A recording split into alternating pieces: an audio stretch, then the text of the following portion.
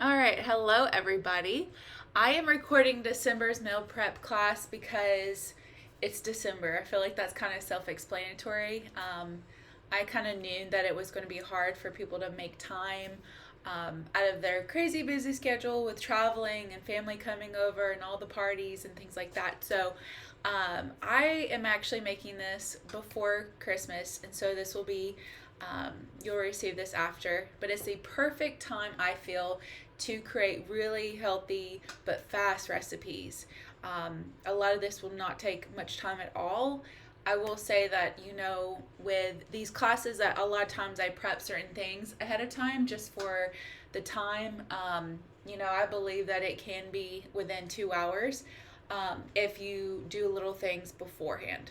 Like wash your berries because we'll have that for the salad, different things like that. So, with that said, let me give you the lineup and then we'll go in the order. So we've got protein breakfast biscuits. We'll go ahead and start that. And then we're going to do the chicken enchiladas, the berry pecan and chicken tender salad. So we'll make a strawberry poppy seed dressing and candied maple pecans for that. So that's going to be really good. I'm excited about that. And then the last, I believe, we've got are the thumbprint cookies. So this is very much reminiscent of the cookie part is for, very seasonal, but I know it's after Christmas, but they're still really good cookies. A lot of people will eat these, any time of the year. To me, they're reminiscent of not chocolate because there's no chocolate, just a peanut butter cookie, and then it's got the jelly, so like a PBJ. So the kids love it. I make them for my niece and nephews all the time. And they're great crowd pleasers. I love bringing them to Christmas parties or gifting them for friends because they're cute. But we'll go into all of that. So let's get started on the protein breakfast biscuit. So that one, out of the other two, you need to preheat your oven. For this one, it's 400. For the other two recipes, it's 350. So let's go ahead and get the breakfast biscuits out of the way. So let's go ahead and preheat the oven to 400. And before I start, because like I said earlier, I prep my stuff ahead of time, not all of it, because I want to go through the process with you as I go over products and how to cut your produce and things like that. But I have, instead of, there's two chicken recipes. So I have already put the chicken I need for the chicken enchiladas and my Instapot so that I can go ahead and cook while I'm doing everything else. So if you need a pause, that's what I love about recordings. You can pause until you're ready to get started, or once you're at that level or that step where I'm at, you can get all that stuff done, pause, and then resume. So that's the joy of having these recordings. All right, so just to let you know, I've already cooked the chicken tenders for the salad, and I'll show you a little tip with that, with the skillet. And then for the chicken enchiladas, already in the Instapot. Okay, so let's get started on the protein breakfast biscuits. Let's go ahead and get that stuff out in your little area, okay? So I'm going to move you to right here so that we have our station. And I'm doing this on a Monday just because I wanted some natural light, but I am in my comfies. I've got my leggings on, my slippers. So be comfy if you want to. Usually I do these things on Sunday, but it was raining really bad and I wanted some natural light to do pictures and stuff afterwards. So we're in a very beautiful sunny day on a Monday. But of course you're doing this whenever. Alright, so like I told you, I've got things already ready to go as far as kind of like the setup, just so that I can just go through this very effortlessly, at least I can try, and that way it gives me more time to talk to you. Alright, so when I was cooking the chicken tenders, I had a little bit of the juices and the seasonings. I love that because for this protein breakfast biscuits, we want flavor. Like biscuit, the flour in itself is kind of bland. That's why I have seasonings, right? But I just love flavor. So I wanted to go ahead and keep that juice from the chicken in there, because what we're going to do, and have your recipe card, I've got mine. We got to preheat the oven to 400. So let's go ahead and do that. Okay, that's preheating, and I've got my baking sheet lined with parchment paper. I'm going to go ahead and chop up an onion. And for this one, we're going to use half. And it's okay if you don't have a yellow, it's fine. I was at Publix and there were no yellow onions, so that's okay. We're pivoting. I'm using a white, and that's totally fine. The only difference is I believe yellow has a slight sweeter taste, but onions and garlic in itself are so good, I think. And you can add garlic to this as well. I do know that the seasoning that I put in the chicken tenders have some garlic, so I'm not worried about that. And we've got garlic powder. So I'm going to go ahead and dice up one onion. And let me double check if this is recording. That would suck. Okay, we're good. I am not using a red pepper, mainly because red pepper kind of gives me acid reflux. So I am abstaining from using a red pepper, but obviously you can do that. If you are the same way, you can omit that, or you can switch it out. You can put mushrooms in this. You can put different types of peppers like green, yellow. Sky's the limits. Oh, that's my chicken. And I'm going to go ahead and dice this up.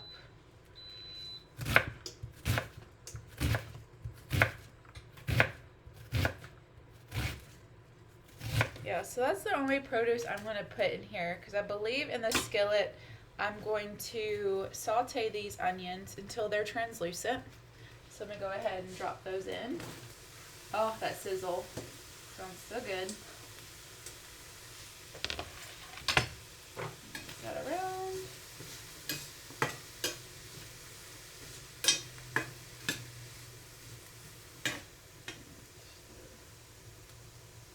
Throw that out. Okay. So I'm going to go ahead and let that cook down. And this is also where you would add your peppers. And so you're going to saute for about 5 minutes. So I'm going to go ahead and get this ready. I'm going to use a separate knife to kind of cut around this turkey, because I don't like cross-contamination. We don't like that.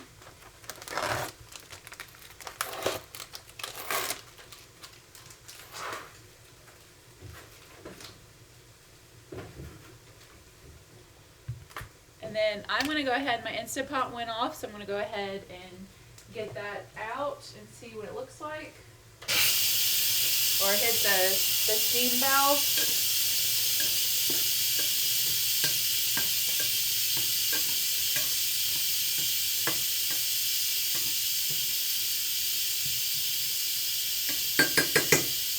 And let that continue to cook down. Then I'll have my turkey ready.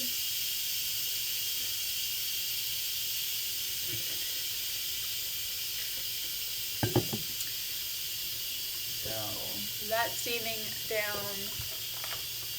And then I'm going to go ahead and add my turkey to the skillet.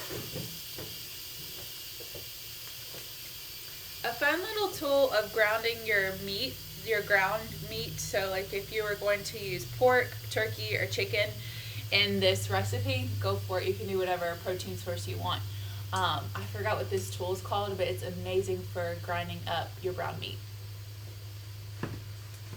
So you can see from the video, it just goes straight into those little ripples and shreds a lot easier than just using a regular spatula. So I'm just rotating in, and it's going right into the onions. You can move the onions to the side and the pepper and cook this down, but I I was half the time in cooking the onions so that they're just all going to cook together. I want to use that same knife that I used for that turkey and just kind of get into the creases of this utensil. Okay, so I'm just going to go ahead and let that cook.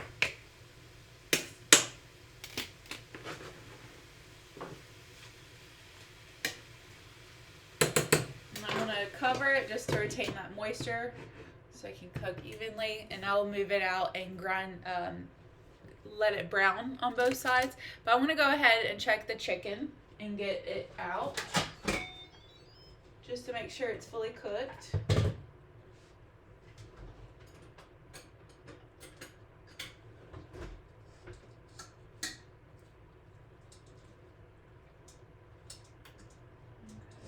looks good. Turn that off. Set this to the side. Okay, so I already have my chicken for the chicken enchilada, so I'm going to set this to the side to cool down. Alright, so while that is cooking your ground pork or turkey or chicken, whatever you're using, we're going to get a large mixing bowl.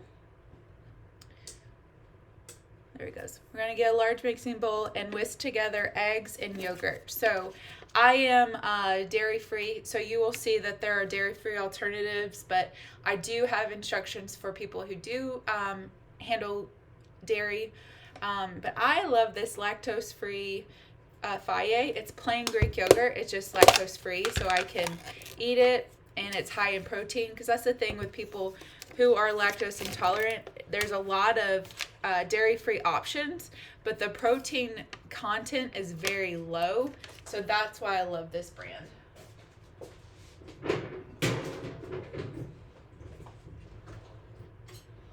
Alright, so I'm going to put about a cup. Move this around real quick. Let me get a measuring cup real quick.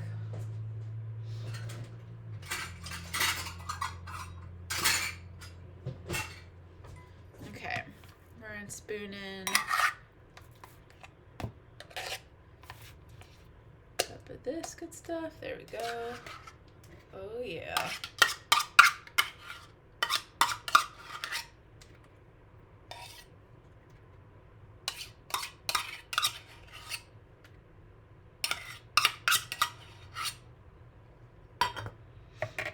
Okay, I'm gonna go ahead and put this in the fridge.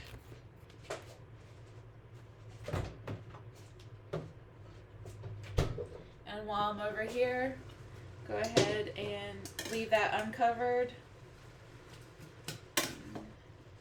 Flip and cook down. It's about halfway cooked.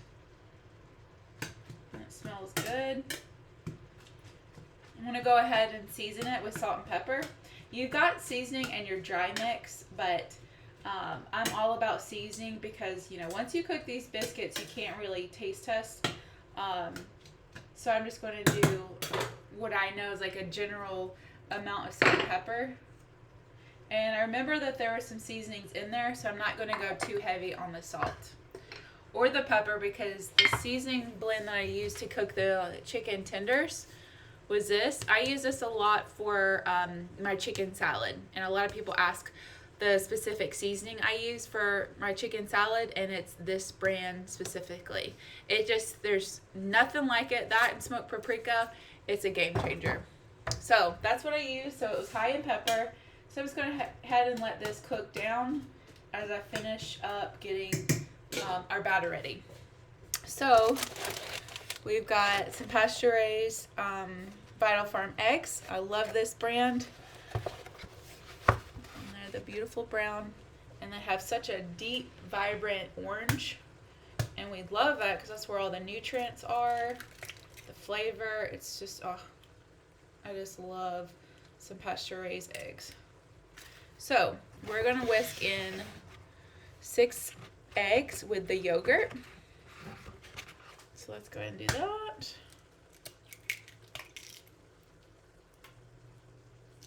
Just try to get all that egg white And it's a good note to crack, not on your bowl, but on a hard surface, a flat surface, because sometimes when you crack on the corner, the you'll have some cracks in your batter, and so you just want a hard, solid surface.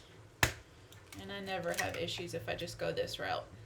And having quality eggs too. So I'm going to go ahead and clean up this little area.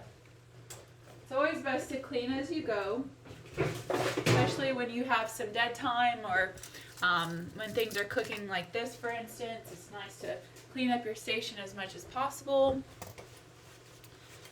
Okay, and then we're just going to whisk this. So let's go ahead and whisk off this excess yogurt and set this in the sink. Okay. This may fall off. Oh, it's gonna. I need to get a new whisk. So don't mind this whisk if all of a sudden it's in the bowl. It's fine. I need to get a new one.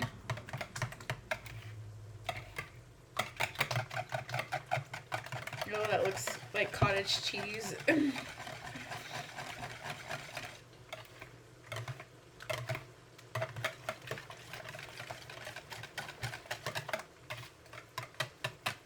And I have this recipe on the blog as well, so if you like it and you have a friend or family member that is not a part of this membership, definitely send them the recipe from the website. Or share the membership. That's for, I think this is very helpful for families that need help with meal prepping. And if this has been very helpful for you in watching these videos and the meal plans, then definitely share. That's for sure, so that I can continue offering these kind of services, because it's actually been very fun to do. Okay, so oven is done, but I still want the turkey is done, but I'm gonna let this cool down a little. I'm gonna let that cool down because we have eggs, and I don't want to cook the eggs prematurely because they're going to cook in there, but I want to make sure everything that's cooled down somewhat. So we can add the turkey mixture, but we can go ahead and slowly start the dry ingredients. So to this bowl, I've got 1.5 cups of almond flour, 1/2 cup of coconut flour, 2 teaspoons of baking powder, salt, garlic powder, black pepper, and Italian seasoning. So I'm going to slowly incorporate this.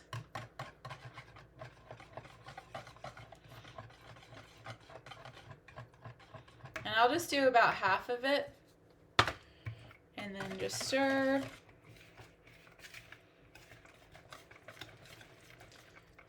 And then I'm going to go ahead and add 1/4 cup of nutritional yeast. This is what gives it a cheesy flavor.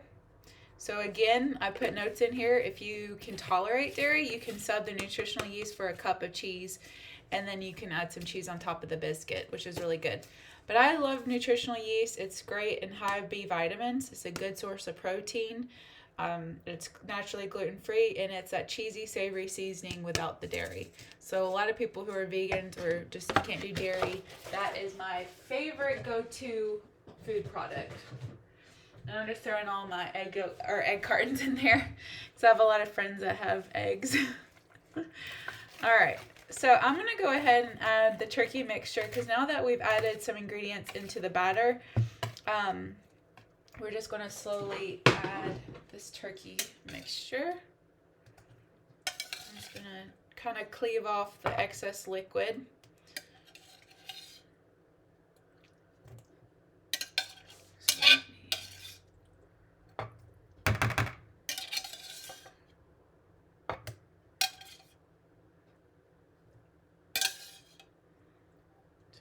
Add that in there.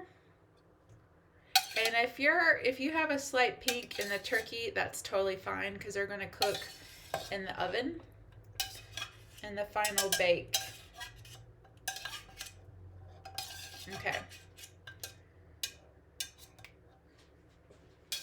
That looks good to me. All right. Now I'm going to add the final half of the dry ingredients to the side. And then go ahead, I'm going to end up folding this because this, your whisk is going to get a little too thick. But I'm just going to incorporate that really well. Oh, that smells so good. And this is falling apart. It's fine. All right, spatula time. We're going to switch over to the spatula, and I'm going to go ahead and get that good stuff out of this whisk. And then we're going to wash. When we start kind of like rolling the balls and stuff, we'll reuse because we'll need the whisk again for the dessert. But for now, I'm just going to set that to the side and then fold in and just get the dry bits from the side and just fold it in.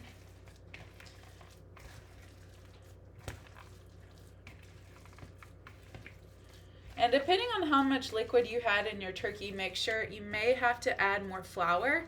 And you can tell too if it's just looking like it's too wet.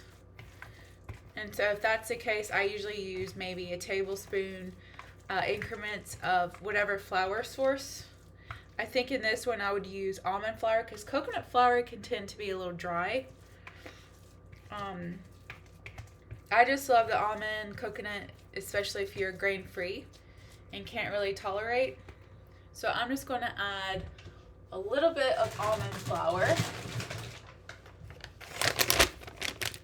And it doesn't need too much, but I see a little bit of dryness, and this is just a good opportunity. So you didn't get to see that, but I kind of just fan the flour in and then kneading. So just folding in, and you can see it already drying up, absorbing that liquid. And you can continue that process if you need to, but I think this is pretty good. It's forming pretty well.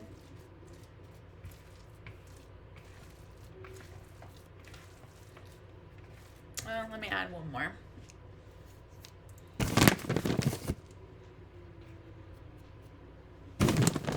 So I'm doing about 1 to 2 tablespoon increments of flour and just folding it in. You don't want to do too much. It's a forgiving batter, but you just want to make sure it's not too liquidy.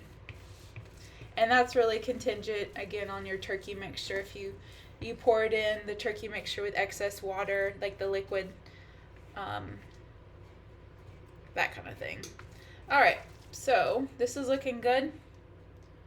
Go ahead and scrape that off real quick. All right, and now we're going to go ahead and using a cookie scooper, start creating dough balls and placing them on your sheet pan.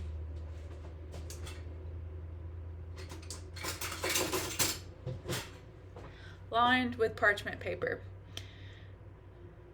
Okay, so on here you got 12 servings. Let's see, 12 servings, and you're using about 1/4 to 1/2 cup of scoop or large cooking scooper. So I do about 2 large cooking scoopers because that's about 1/4 cup, and you can make them as big or small as you want. This could use a little flour, but that's okay. It's going to cook out some of that moisture. So I'm just going to line. So I'm going to go ahead and try to do this pretty fast. I know how much is about 2 scoops of that plus some. So I'm just going to, and mine may not be the full 12, but I'm making a bigger biscuit because I know how much protein is in them. So on the website, it shows the nutrition facts if you're interested. And I did it specifically on this one because I really wanted to see truly how much protein, and you will get about 20 grams of protein. Now, if you do dairy, so if you use real cheese and stuff like that, the numbers will change. You will probably most likely get more protein, but you'll also get more fat too. So there is a difference. And you can see I can definitely add a little bit more flour to this, but I'm so used to textures of gluten-free things that it's fine, and you're still going to have a pliable biscuit afterwards, so don't worry too much about it. This is a very forgiving recipe. It's pretty foolproof. You can't go wrong with it, especially if you're just used to dairy-free baking. You know that it's not going to be a biscuit head, you know? It's not going to be a flaky crust, you know, that kind of thing, which I can emulate. I've had recipes where I've done that, but we're just wanting protein in this for sure. So go ahead and continue doing that. And this is the only really time-consuming thing. You could flatten this and put it in like a baking pan or something like that, or like a bread pan. The temperature, like cooking time, might be different, but you can definitely do other things besides turning this into a biscuit. I did not leave enough space on my pan for a whole nother row, so I'm gonna go ahead and do that real quick, and then I need to touch this real quick. Okay.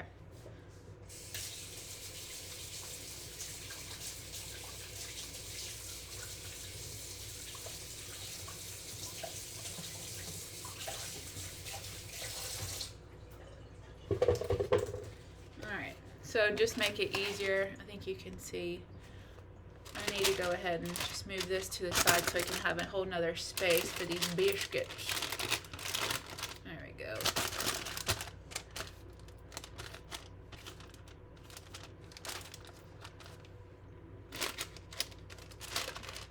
Okay, now I have a whole row, because this is actually going to make, I did it right, so 3, 6, 9, I'll have 3 more. Let's angle this better.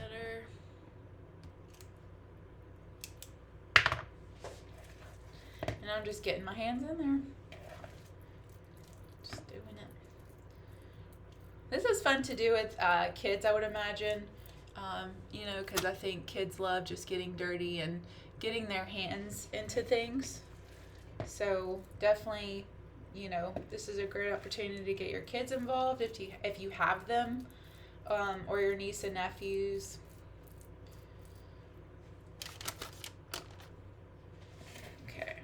I've got one more. This is so dirty. Okay.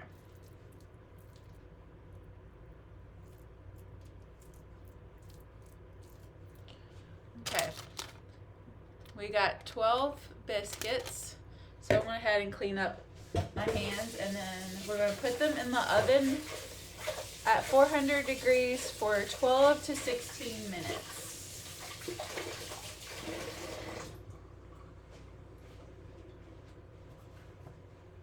Alright, wash my hands. Alright, let's go ahead and put this in the oven. So these are our biscuits. And then set the timer for 14. It's a good sweet spot. Okay. So now the biscuits are in the oven. They've got 12 to 16 minutes. I put mine in for 14. So let's clean up a little bit, and then let's get started on, we can go ahead, let's go ahead and work on the cookies, because they're going to sit in the oven, they're going to sit in the fridge for 30 minutes. And that's a good, I'll talk more about letting things sit in the fridge if you're making cookie dough. So let's go ahead and get that started. And we have the timer for the protein biscuit, so we'll keep an eye on it. I'm going to go ahead and wash my whisk and my spatula, because I'll need that to make the cookie batter. So go ahead and get your stuff ready for the thumbprint cookies.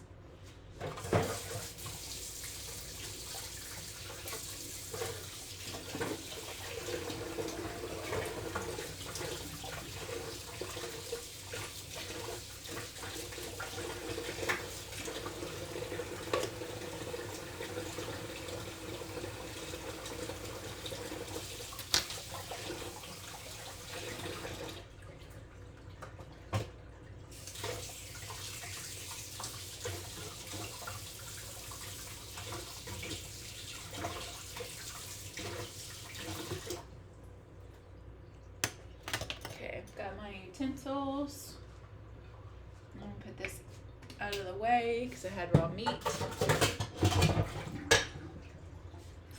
I won't need this right now, so I'm just making up space. Okay.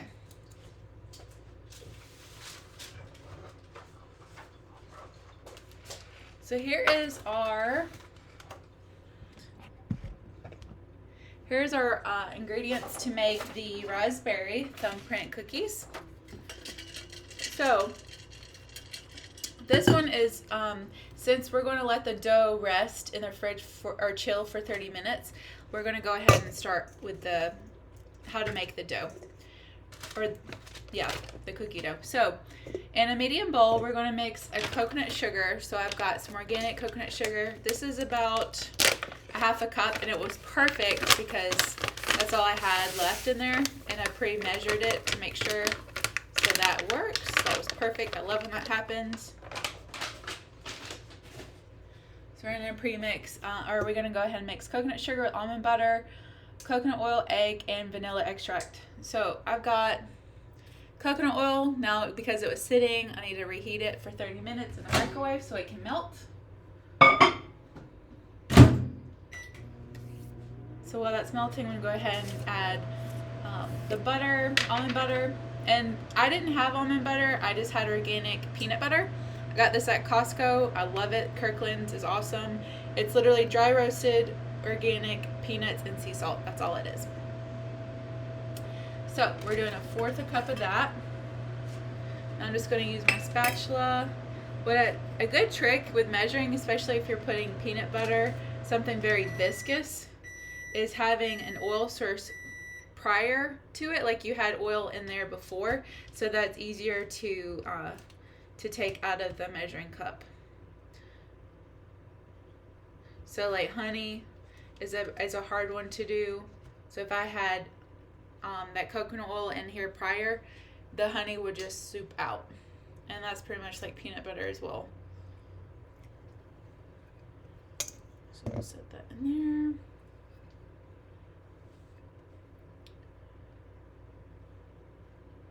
Okay. We've got our coconut oil. And that is a 1/2 cup, I think this is, 1/4 cup of melted coconut oil. I'm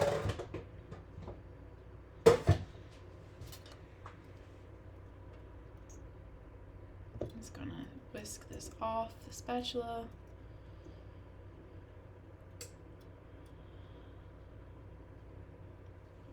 Okay, there's that. And then we need an egg. And I let this egg sit at room temperature.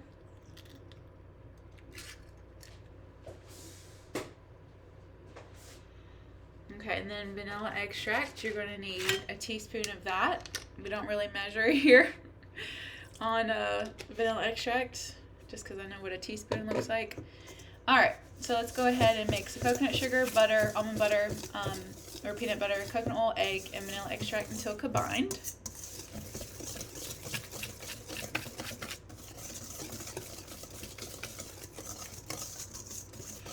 That smells so good.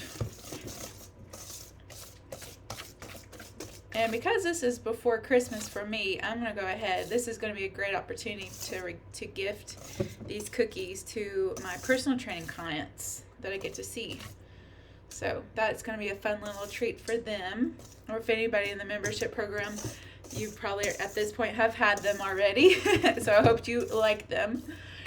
All right.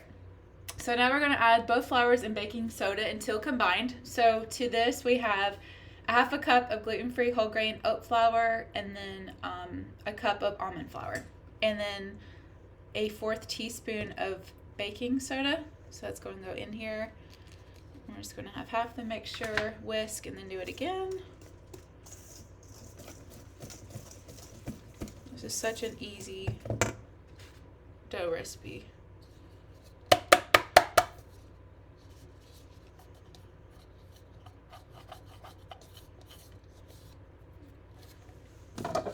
Okay, and then go ahead and combine that.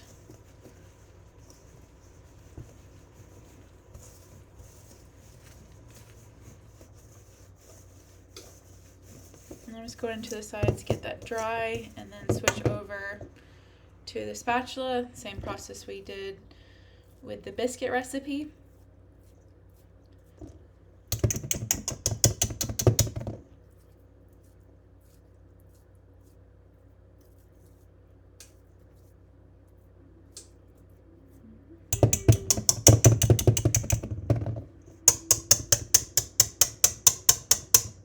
Come on. I just like to get every bit off of this whisk because it's so good. And you can smell it too. It smells so good. Okay, that's good. Then I'm going to fold in the rest. Go ahead and see that.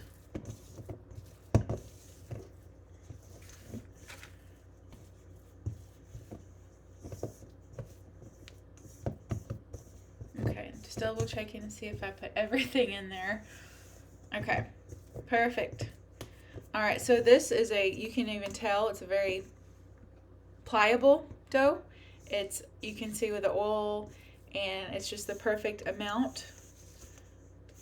And as it's in the fridge to chill, it's going to harden, and it's just going to create a beautiful, moist, sorry if I use that word to offend people. I don't know why people don't like that word, moist. I like it because I want a moist cookie, you know what I'm saying? So this is going to create it. It's just these small little steps. They go a long way for a delicious cookie. So I'm going to go ahead and put this in the fridge to chill for 30 minutes. Okay. That did not take long at all. I just looked at the timer and it's 6 minutes, so that didn't take but like 7-8 minutes, I'm going to say. So let's go ahead and clear up because we're done with the cookie dough batter. So like so all the peanut butter, the flours, the vanilla extract, I'm gonna go ahead and put that back into the fridge, the things that need to be chilled. And then later when we do the cookies, I've got the preserves. So I'm gonna have fun with the strawberry, and I love Crofters, so that's a brand I use. And I found a couple other fun brands. Well, this one I got at Aldi because I needed apricot to make like a baked brie for a charcuterie for Thanksgiving. So I'm like, ooh, I want to use that. And then a Wild Maine blueberry jam. This one is my favorite. Not gonna lie. But we're gonna save that for later. I'm gonna go ahead and put this away. And we'll get back to this at the very end. Okay. So the next in line is the chicken enchiladas. Because once that is done, I can go ahead and put the enchiladas in there to cook. So go ahead and get the ingredients that you need for the enchiladas. And while you're doing that, I'm going to clean this skillet real quick because we'll need it for this recipe.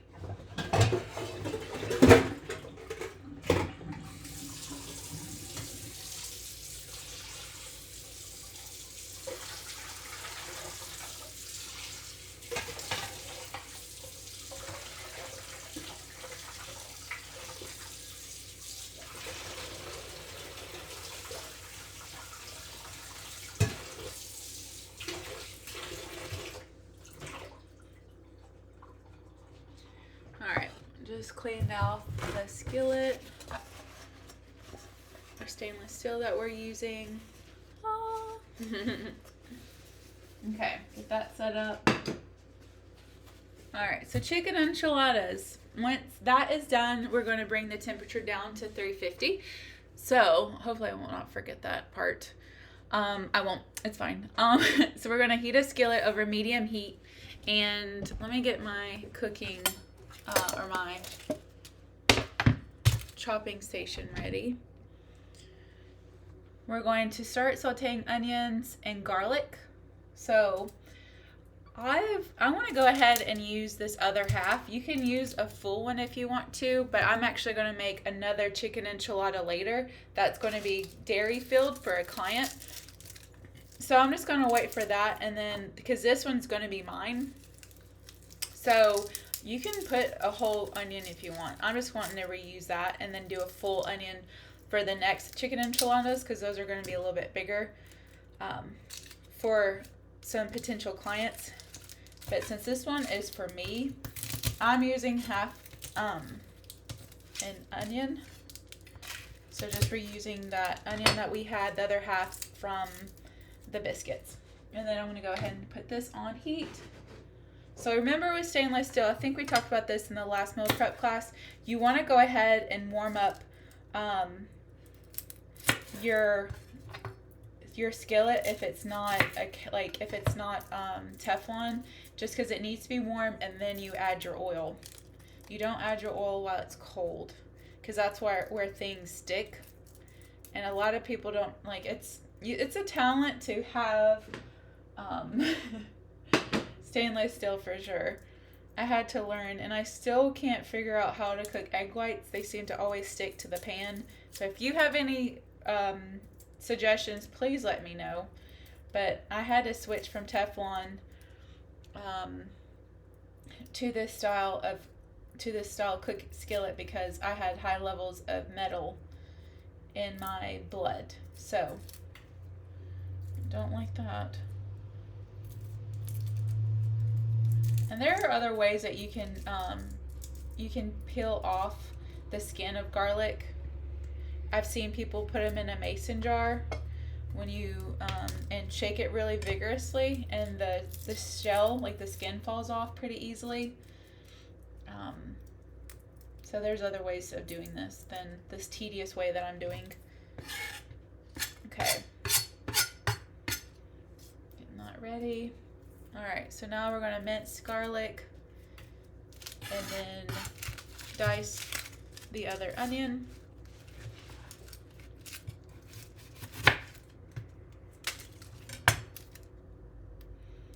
And if you ever need like kitchen tools, I believe the newsletter that I put out for Black Friday has my favorite chef's knife. So if you ever need to go back to old newsletters, and if you're not a part of my newsletter, you can message me and I can get you access to it in future ones. But that's usually where I put a lot of product recommendations, and you can also go on my shop page on the website to look up kitchen equipment that I use. So cut in.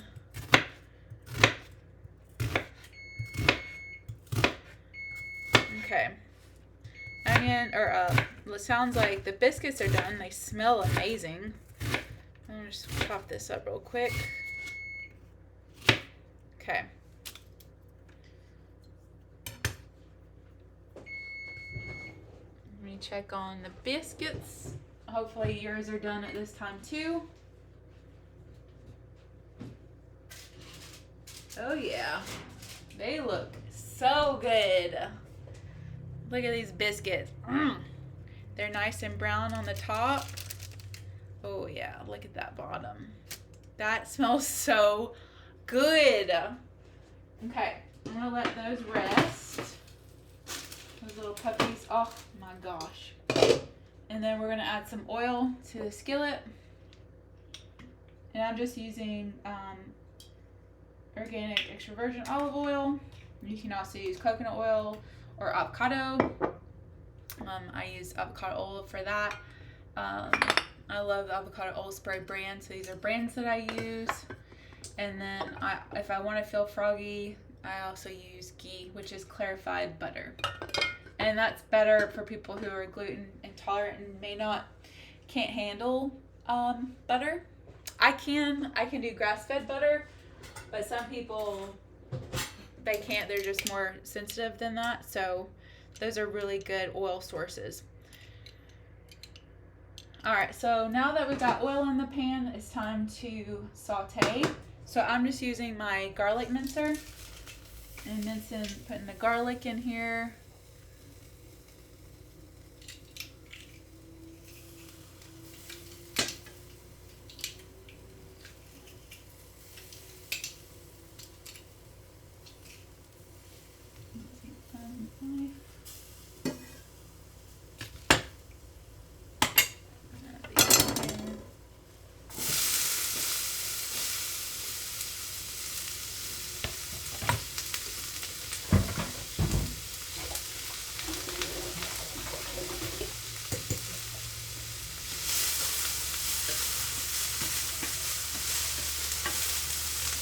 Smells so good. There's just nothing like the smell of garlic and onion, you know?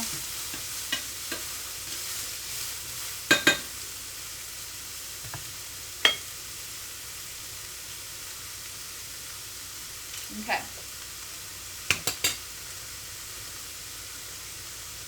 So that is going. I'm going to saute for a little bit.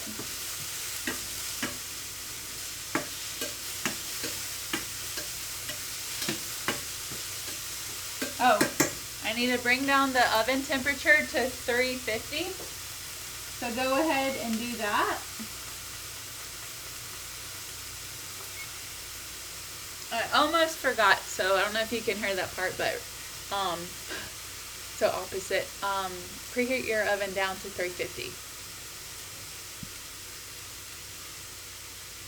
Okay, so garlic and onions are cooking, and then I want to go ahead and get the enchilada sauce, the green chilies, and the shredded chicken ready. So I need to shred the chicken before I add this into the pan.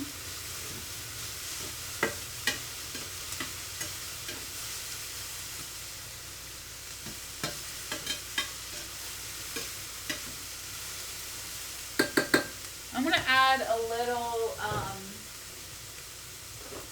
it's not called for it, but because I need to shred my chicken or cut it thinly, it's going to give me some, I need to have more time. So I'm going to head and put just a little of bone broth in so it kind of calms the cooking down. Now I can set it to the side, but I just kind of want it to sit in those flavors.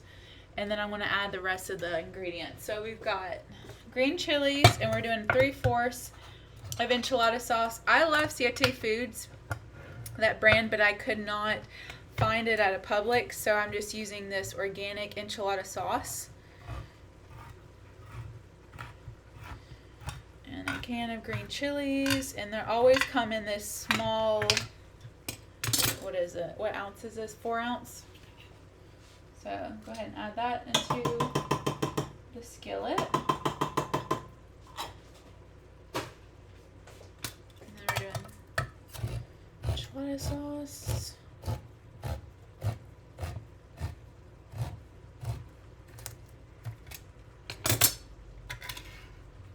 Okay, I'm gonna set that to the side and get the chicken.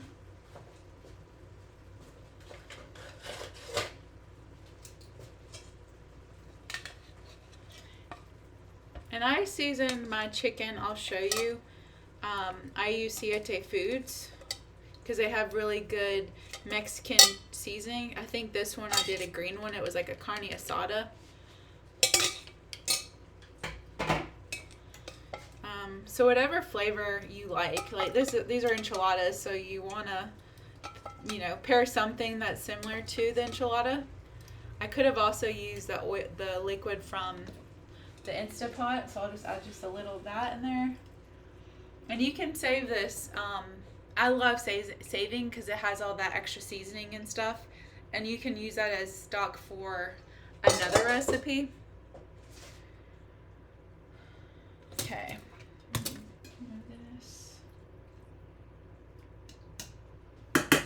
And I also put the temperature down because I need some time to shred the chicken.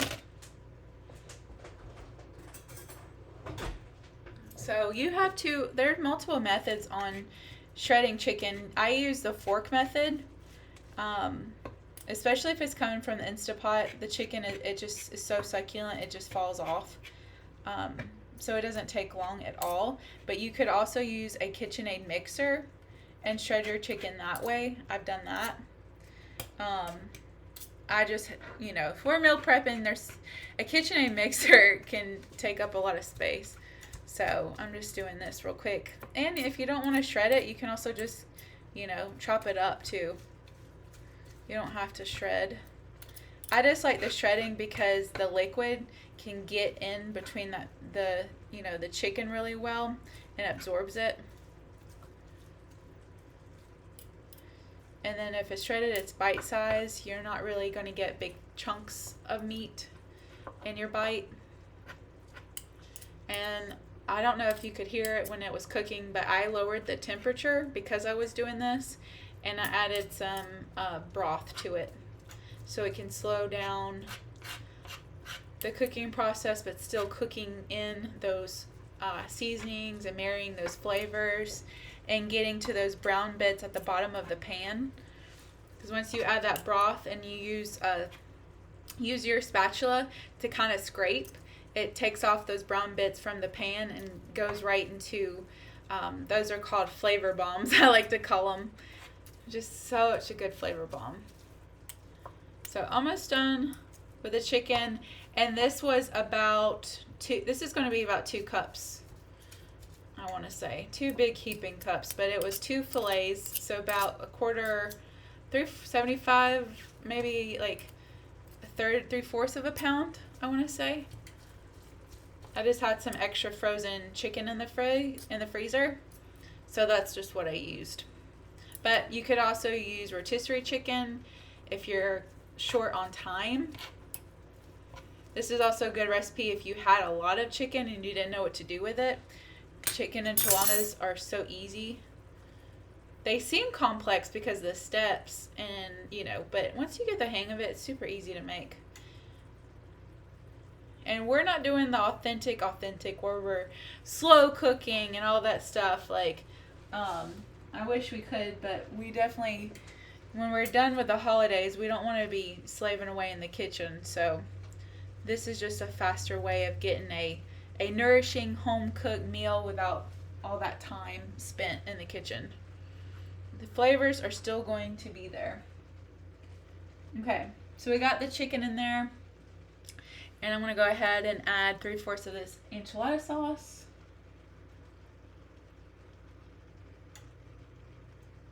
Okay, we're reserving that to pour on top. Just go ahead and mix.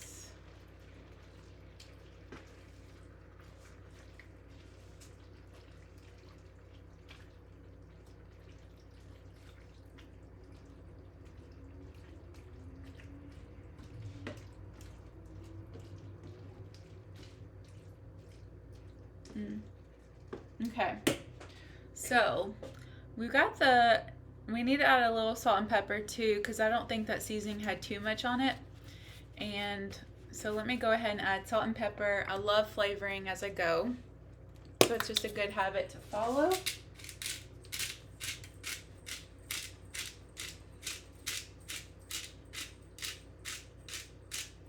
Okay, a little S&P.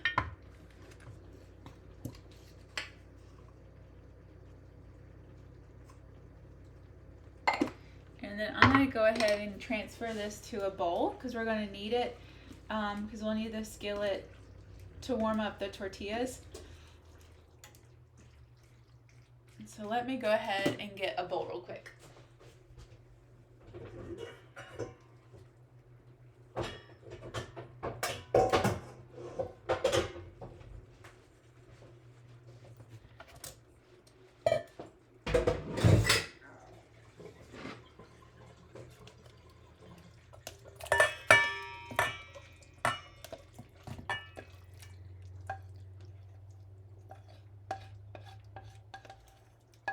Okay.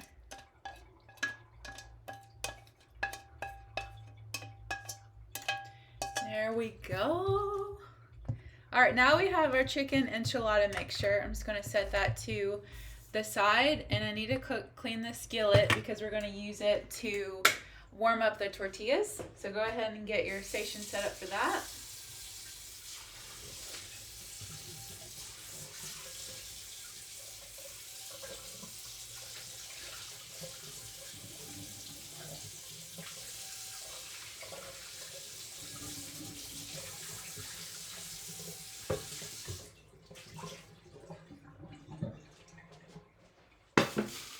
All right, so let's kind of get back on here. If you're using regular tortillas, then you don't have to go to this next step. I am using, where is it? I am using cassava flour because I am gluten-free. And I think that cassava in this and making enchiladas are more pliable than the almond or the chickpea. Obviously, you can use those, but I love using the almond ones for breakfast, like breakfast burrito tacos. But for something like this that you have to roll and assemble, it's better to use cassava. So I'm going to go ahead, and that's why we need the skillet, because we're going to heat it up a little bit just so that we can warm up these tortillas so that they will be pliable. But right here, we're going to spray a 9x13 baking dish. And I've got mine ready. I just need to spray it. And I actually use up, let me go ahead and grab, well, I'll just use another oil because that actually ran out. So I'm just going to put some olive oil or avocado oil in it. And let me grab a brush.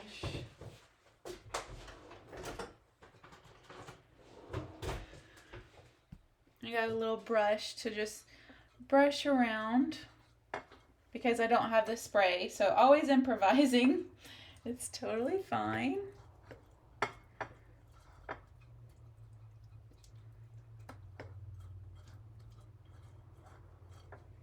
Okay. It's easier for cleanup too. So I'm just gonna go all the way up to the edges where I know that some of that sauce will kind of slop up, or if you had cheese. All right, so you got that, and then we're gonna go ahead and warm up these tortillas. So you can dry heat these. You don't have to add oil into the pan when it comes to the Siete foods. Especially these, you can see that there's a sheen on them. They're very pliable, and honestly, I could test this because this is the first time actually testing them. Let me see. I'm just going to add probably about that. Let me flake off a little. This much. And then I'm going to go ahead and add some cheese. And I'm using Green Valley lactose-free mozzarella.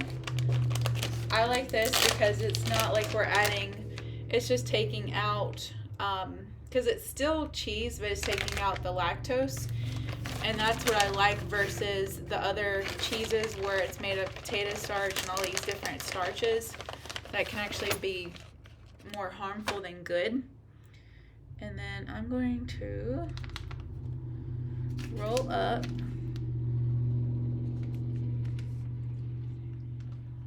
just like that. I think you can see that. And then we're going to roll the part that we rolled in, that tuck, we're going to put that facing down. So yeah, these are actually pliable. So if you wanted to, you can heat up the tortillas, but honestly, I'm going to cut that step out because they're doing really good. So let's just continue on. Just adding your mixture. And then cheese. And then tucking in.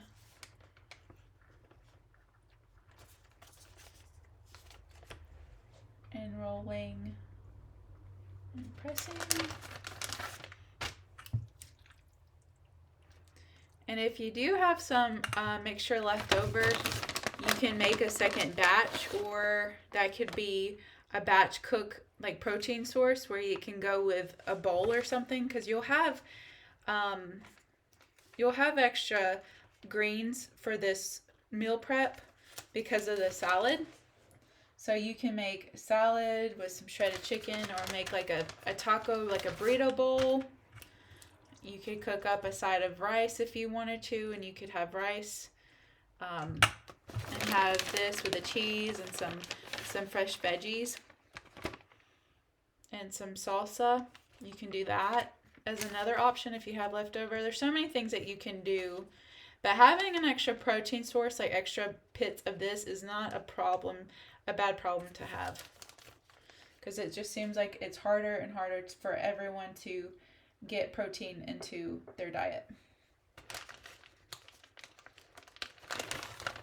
So far I've got 4 will fit. Now this baking dish has like a circular edge, So I'm not able to get as much into this one, so I'll have to, outside of this video, I'm going to have to make more. And just do that on my time, but so far I've got 4 and I think I can get 6 in there. We'll see.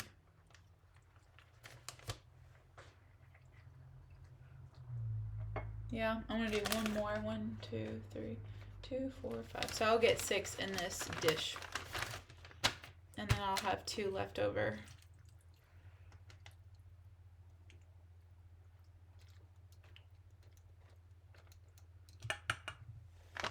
Okay. Which is not a bad problem to have.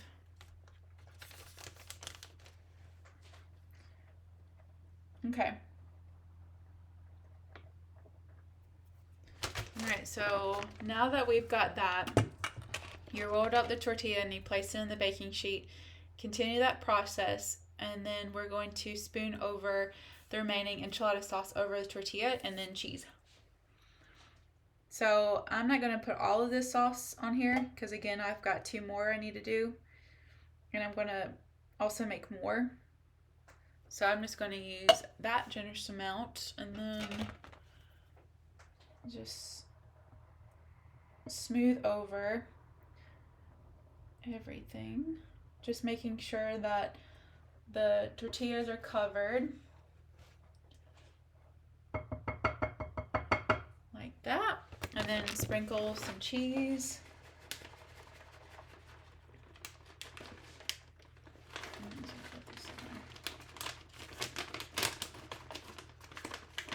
Come on, might as well use all of it, you know? So I'll get more.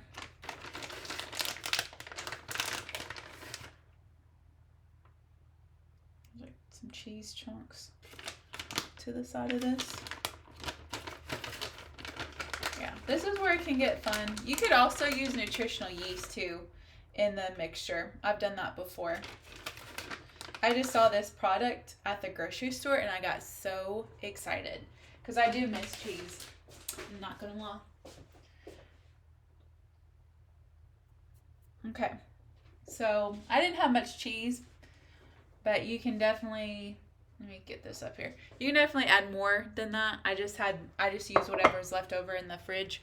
So we're gonna cover this in tin foil so that inside it's fully cooked, and then we'll leave it uncovered for 5 minutes at the very end. So go ahead and get your tin foil.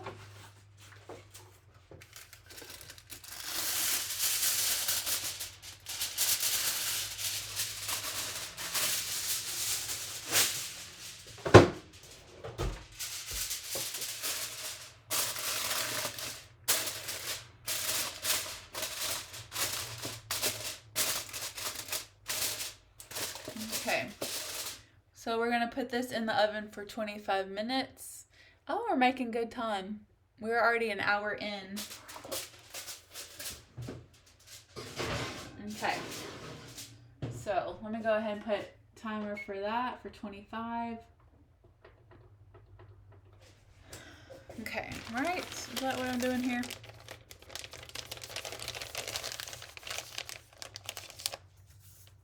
Yeah. And then we'll take that tin foil off uncovered for 5 minutes.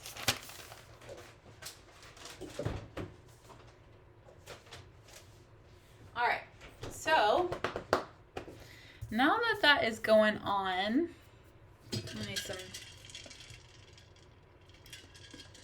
If you use bigger tortillas, you probably get more out of it, but I had a lot left over. And that's the thing too, I could have filled it up more, it just would have been messy, but because I'm dealing with gluten-free flour tortillas, they're not as forgiving as regular old-fashioned tortillas. Let's just be real here.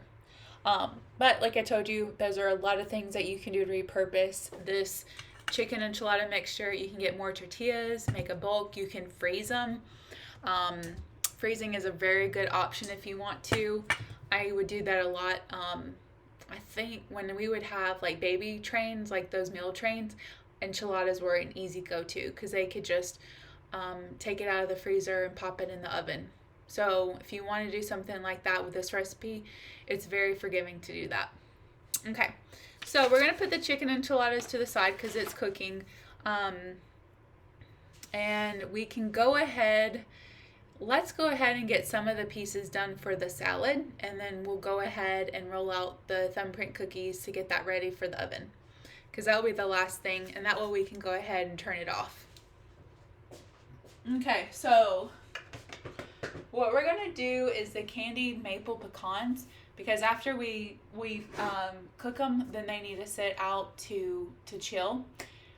So let's go ahead and get our stuff for that. I'm going to go ahead and clean off my station though, so I can make room for this other stuff. So go ahead and do some cleaning.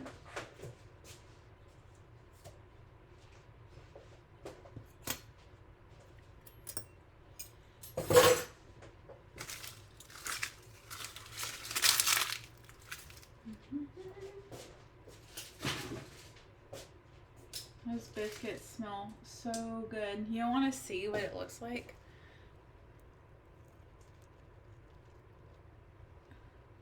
Oh my gosh. I cannot wait to eat those. Okay. Clean this up.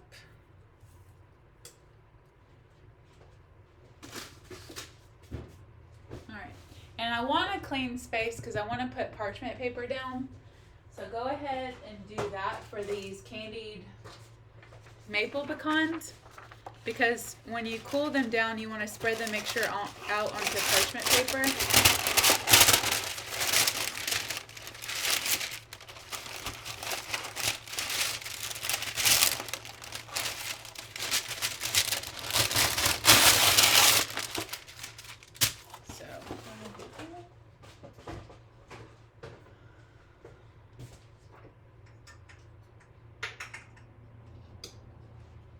Okay, so let me go ahead and heat the skillet. So we're going to heat the skillet with a tablespoon of butter over medium heat. So I'm going to let that warm up.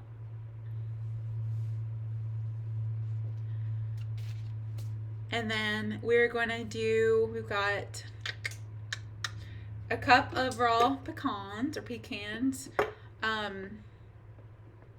You're going to do a tablespoon grass-fed butter, ghee, or coconut oil, so whatever oil source you want to use. I'm going to use butter because I feel like that butter works well, especially with coating the pecans really well.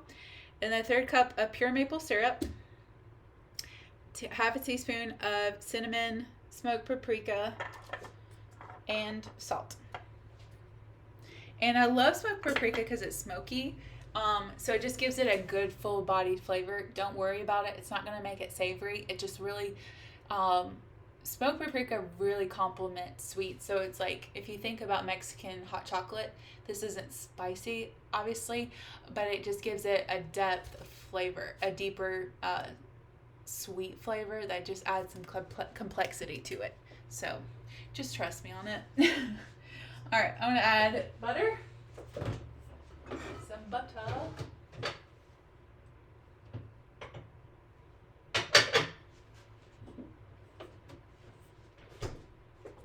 Put that down. I had some garlic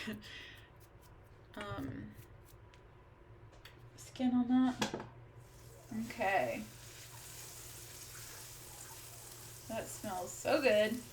And I'm actually going to bring you closer to this because it is kind of fickle. You have to do it right. And I just wanted you to see how I do it. I've just done this so many times. This recipe actually, when I meal prep for clients, this salad was their go-to every week. So I've just had to make these candied maple pecans every week. So the butter actually comes a little brown, which adds, again, complexity and flavor. I love brown butter. So you're just adding a cup. Let me wash this.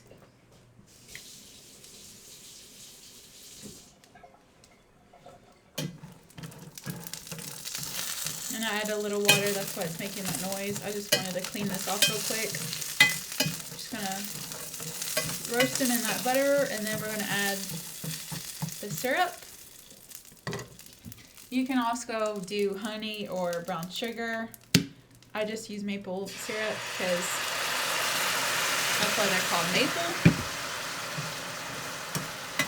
This helps to coat them really well.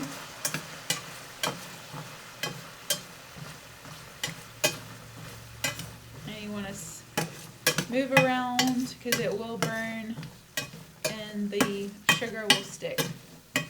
So just generously cook them. They're also toasting the pecans, which adds another flavor, which is really good. And then you want to start adding your seasonings.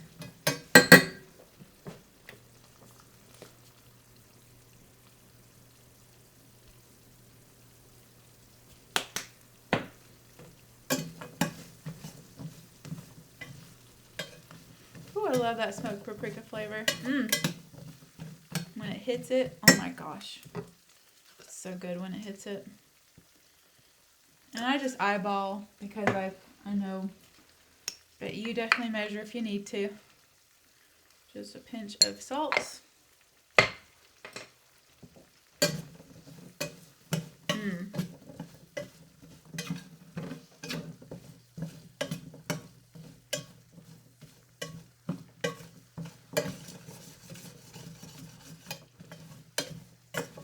Okay.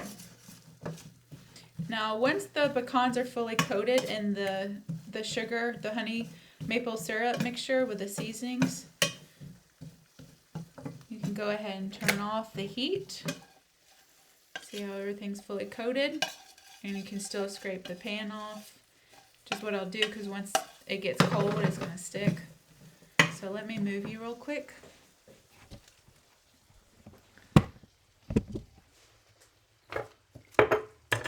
And then I'm going to transfer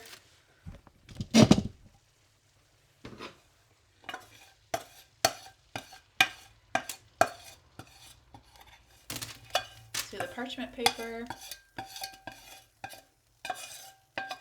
Oh yeah. And I might even, crap, that spatula has tomato enchilada sauce on it. Alright, just washed off the enchilada sauce so I can use a spatula. That helps to just cleave off this mixture. See how fast that is? It just, oh, I love a spatula. Obviously, that is heat resistant. You don't want to melt rubber in your skillet, because then you don't want rubber in your food. Nobody wants that. Okay. So I'm just going to spread these out, and then they're going to cool. Some's got thicker part of that maple syrup. That's okay. Those are flavor bombs. They're so good. Okay, so that's going to cool. But I'm going to set this over to the other counter to cool down.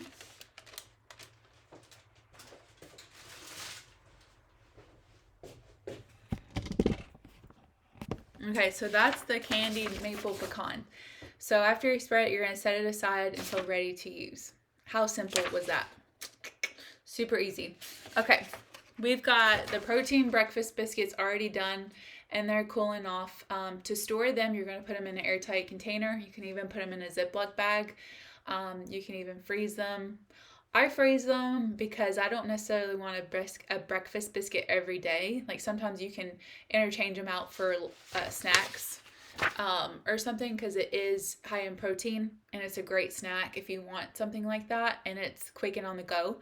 But I just put them in a Ziploc bag and put them in the freezer. Or if I know I'm going to be eating at least 5, like half of that amount, then I'll put them in an airtight container and put them in the fridge. So that's done. The candied maple pecans for the salad is done.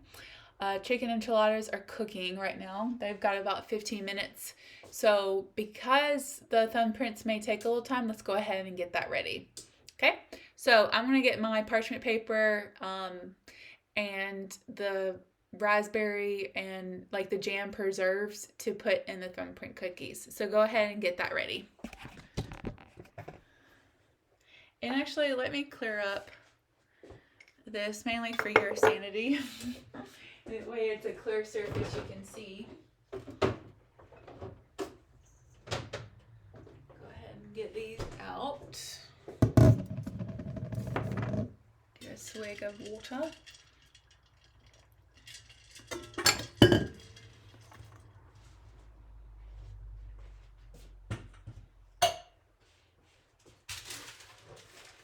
Okay. So, like I said, I've got a strawberry, apricot, and wild Maine blueberry. I'm so excited about that one. I need to put this away. Okay. All right, I got my cookie scooper. So I'm going to go ahead and scoop out a tablespoon. And you're just going to roll into a ball and then place. And let's just go ahead and do all of that. So we've had 3 recipes so far where it does take time as far as like making a batter and then rolling them out in individual.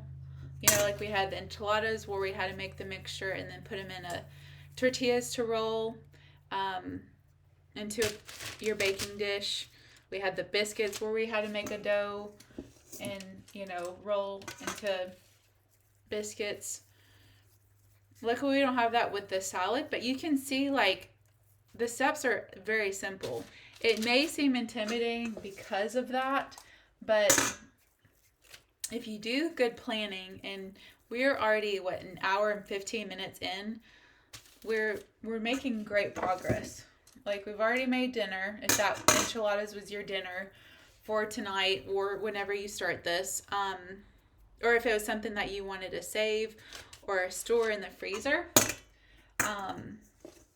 you know, you made your breakfast biscuits that can also be used alternatively for a snack or a side for a stew or a soup.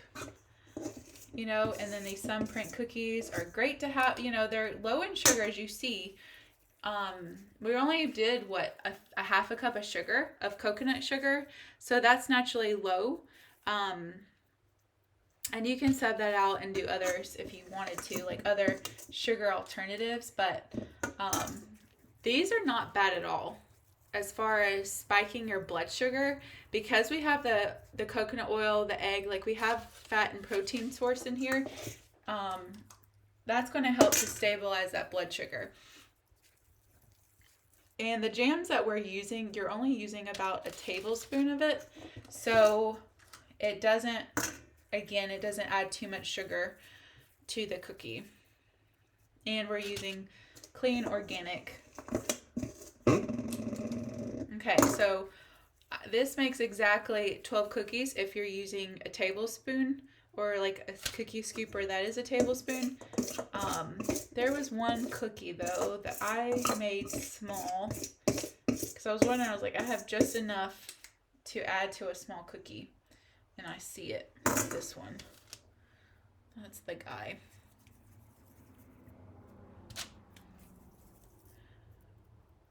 Okay, put that there. All right, so part of the being thumbprint cookie is using your thumb. So when you have them out like this, you're just going to press down. And when you press down, it's going to create a well. So you see how I'm doing it. Just like this. Super easy.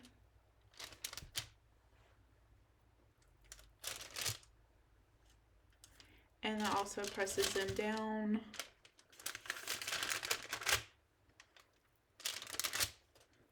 And you can kind of like, you saw how that one kind of broke the batter. You can just tighten it up as you go, like that. Okay, so now you got 12 wells that you can have fun with. So I've got 3 flavors I'm going to go and have fun with. Each row I'm going to do something different. And then I'll probably, not going to lie, I think I'll do this twice because it's my favorite. So you're going to get a smaller spoon. And this is actually not even a tablespoon.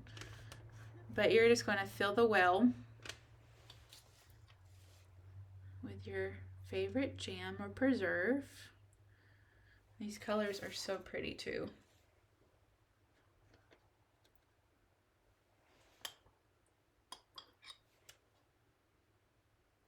Put that in there.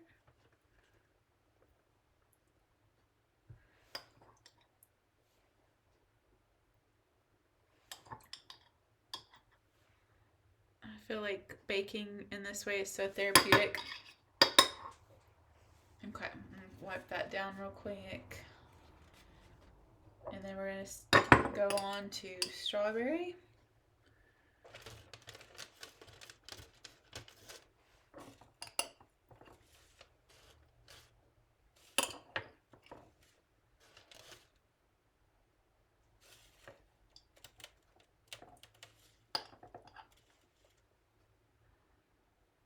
Okay, and then apricot.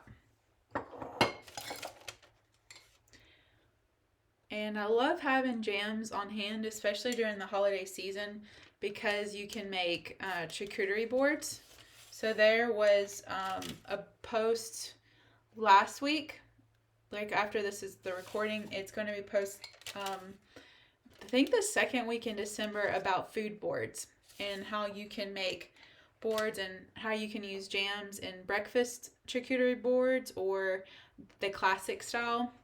So there's a lot of uses of having some jams on hand in your fridge. All right, aren't they pretty? They're so cute. I love them. And the oven has 8 minutes, so we're gonna set these to the side. And this will give a lot of people good time to like catch up or need a pause and get stuff rearranged. But we're gonna set this to the side and wait for the oven to turn off. So I'm gonna go ahead and clean up real quick.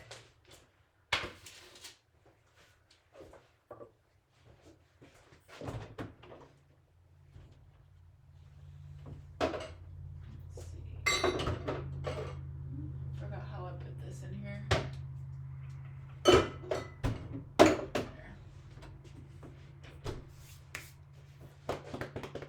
Okay, 7 minutes. I want to go ahead and clean up real quick, and then we've got one last thing.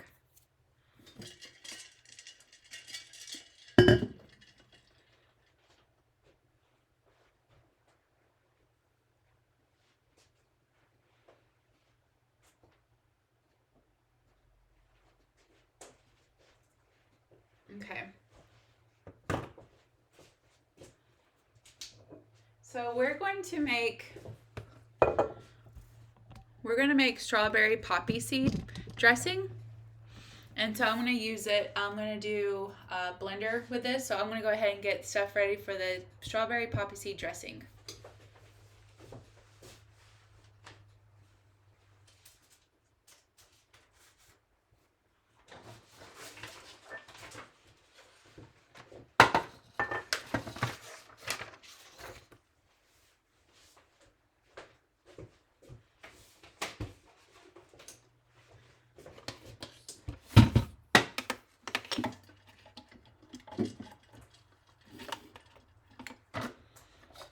And you can use a blender. I'm just using a food processor because this is cleaner, easier to clean up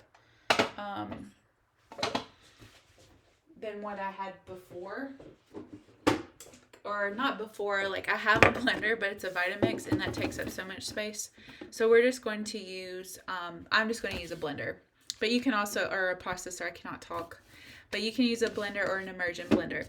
Alright, so we're going to combine all ingredients minus the poppy seed. So let me go ahead. I'm going to do, these are already cleaned, these strawberries. So let me get another knife.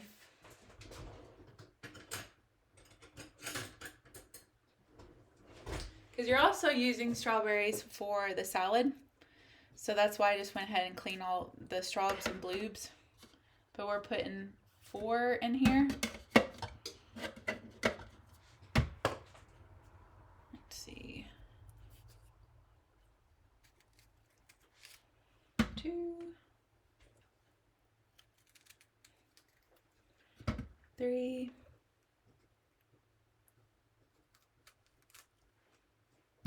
4.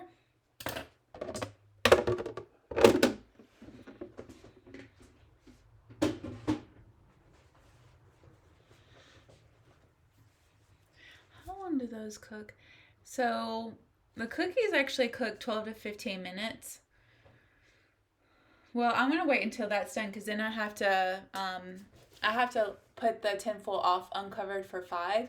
I will actually probably most likely put the cookies on the second like shelf or whatever in the oven, and just know that I put in there at that time. But we'll get to that. I want to finish this one out. So the strawberry poppy seed, we've got a 1/4 cup of mayonnaise. And I have just a 1/4 cup in here. So I'm going to use a spatula to get all the bits out of this.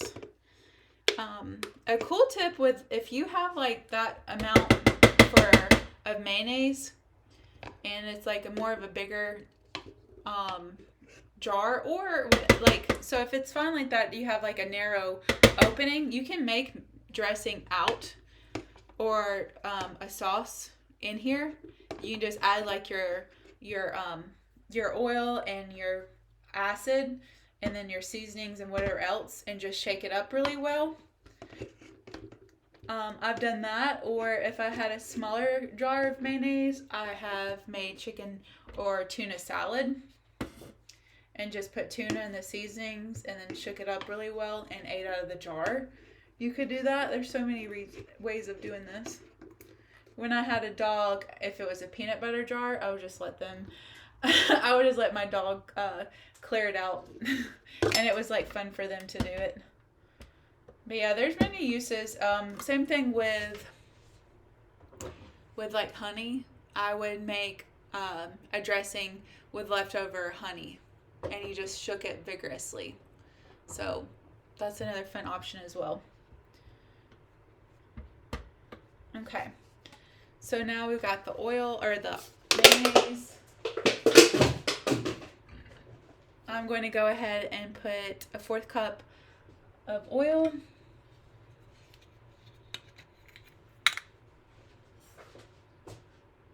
Let's see.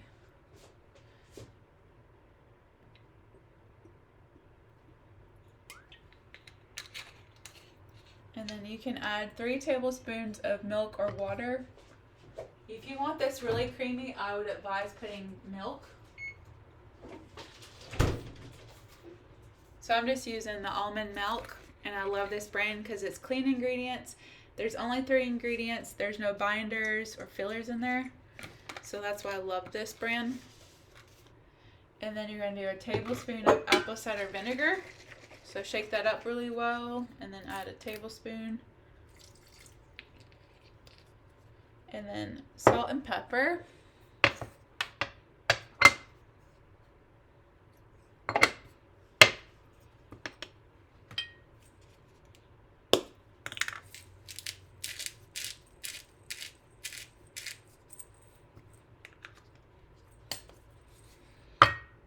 Before I start this though, I will turn the oven, it's about to turn off. So let me check the chicken enchilada before we start that.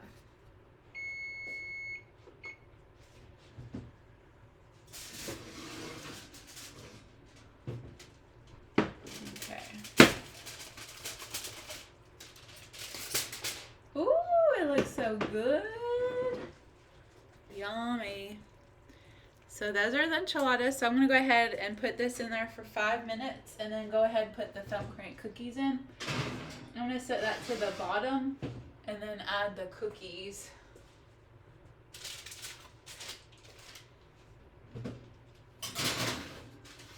So what we'll do is I'm going to go ahead and set the timer for 5 minutes. because that's how long the enchiladas need. And then after I take the enchiladas off, then I will add an additional 6 minutes for the thumbprint cookies to cook. Okay? All right, so back to the dressing. I'm going to go ahead and blend this real quick.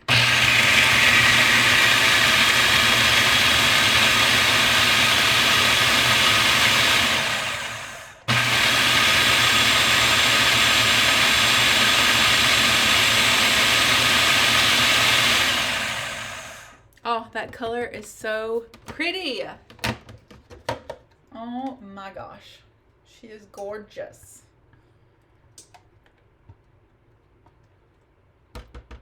All right.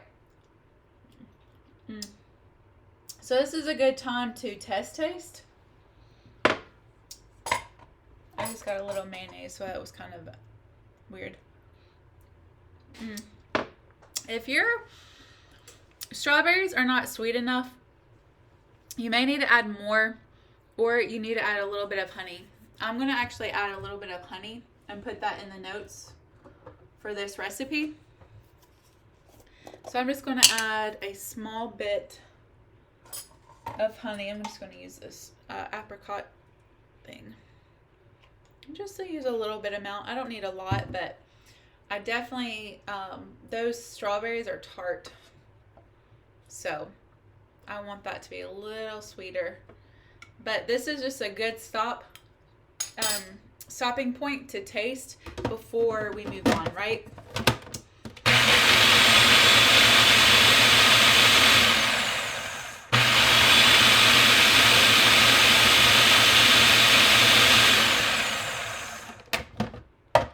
Okay, so taste test again.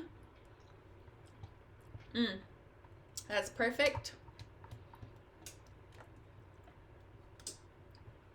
So I'm just going to go ahead and get all of that lovely bits out of here. Set that to the side.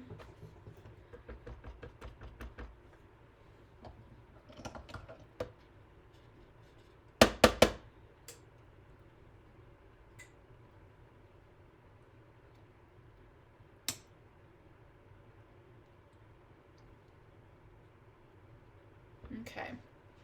All right, so we have the blender. Oh, that looks so pretty. And this is where you're going to stir in your poppy seeds. So you got 2 teaspoons of that, and I've just got some organic poppy seeds. So I'm gonna add 2 teaspoons of that in here.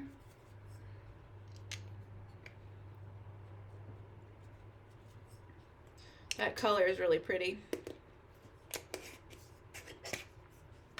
And then I've got a mason jar, and that's usually where I store my dressing because it's just so easy to shake it up before you put it onto your salad.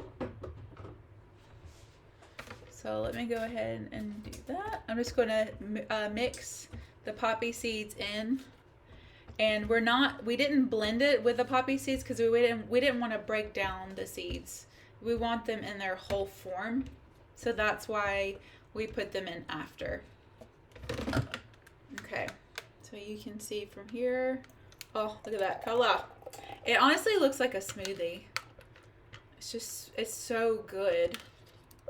Oh, it's so good.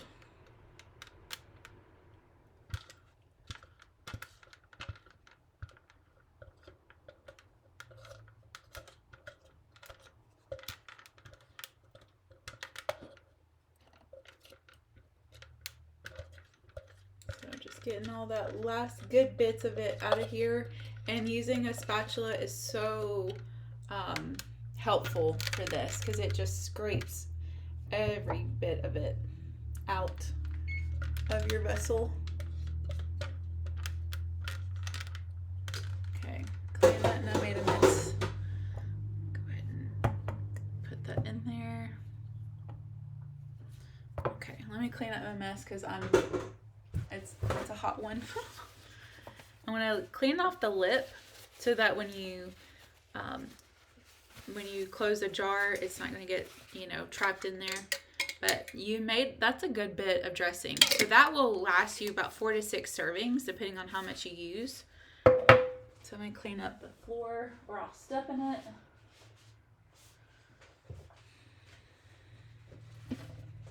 Okay. And then I'm going to move this out of the way.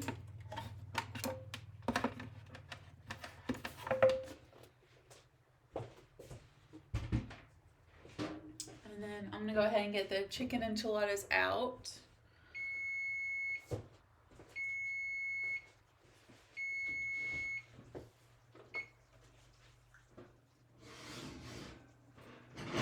Cookies look amazing. So we want them nice and crusty, brown and crunchy. So that's exactly what we got here. This is dairy free, so it's not going to look like a traditional. So now I'm going to put these on for 6 additional minutes for the thumbprint cookies. So chicken enchiladas are done. And again, this is a great recipe to batch cook. You know, at this point, like when we were rolling the chicken mixture and you had the enchilada sauce and cheese, that would have been a good spot to cover up really well in freezer safe cookware and all that, and then freeze them because they freeze beautifully. So that's great if you're wanting to make them for a friend or someone who just had a baby or a loved one or whatever. So those are done, and then you're going to garnish those with whatever garnishes you like sour cream. I love using Greek yogurt in place of sour cream because the protein content's higher. And sometimes I like to add a little bit of lime juice in the sour cream or the Greek yogurt. And then you've got cilantro, so you could do a lime cilantro in that, or just use it as garnish. You can add additional cheese. Red onions are really good too. And I have all that in the recipe card. So that's going to be great for dinner or as a lunch meal prep. You just put them in a lunch meal prep container and you would just put your sides, like the cold sides, like the sour cream or yogurt to the side so that you don't cook it with it. And there's so many containers. So speaking of, let's transfer or transition over to the berry, pecan, and chicken tender salad and show you how that will look like when you prep that for lunch. So we've already got our yogurt, our strawberry poppy seed yogurt dressing. Or sorry, I don't know why I said yogurt. It's got mayonnaise in it. So you got your strawberry poppy seed dressing, and then we made the candied pecans. And the candied maple pecans look like this. So this is what they look like, and you can just, if some of them are together, you just break them apart, because this is what they look like when they're cold. So it's perfect. So now they are great as your salad topping. So we have that. And then let me grab the other stuff.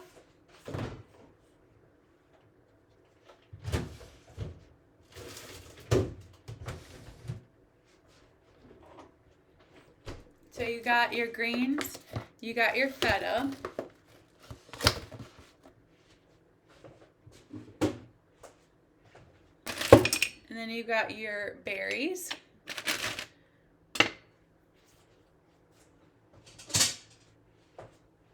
and then you've got your grilled chicken. So when you are getting everything together, let me go ahead and get a meal prep container.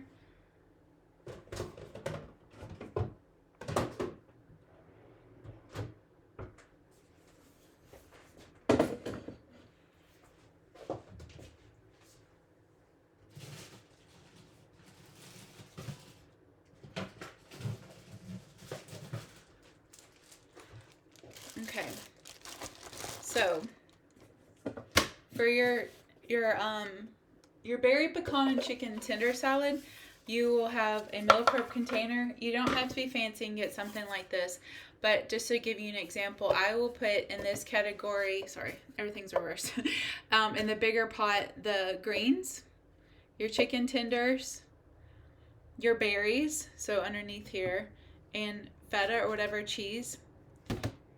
And then on this side, Or you can, you take the lettuce, and you can do massage kale too, because massage kale actually, and you'll see in so many meal prep videos prior to this how I prepare massage kale, and it's also on my website.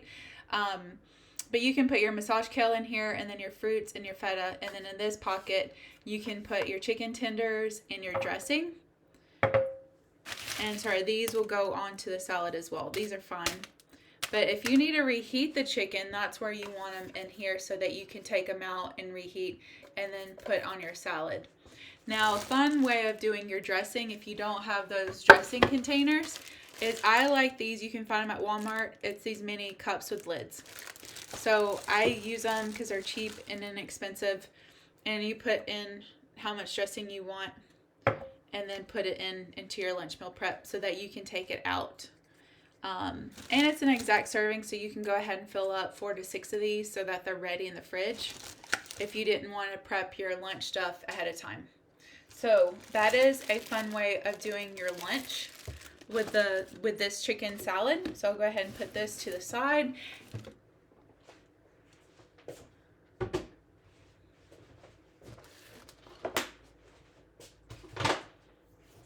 And then we've got 2 minutes left on these cookies. Oh my God, they look so good. All right, we're on a minute, so I'm gonna go ahead and take these off because that's perfect timing. Well, let me get this out of the way.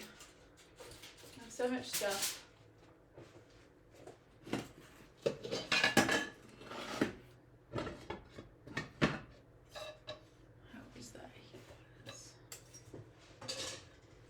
Okay, put this to the side.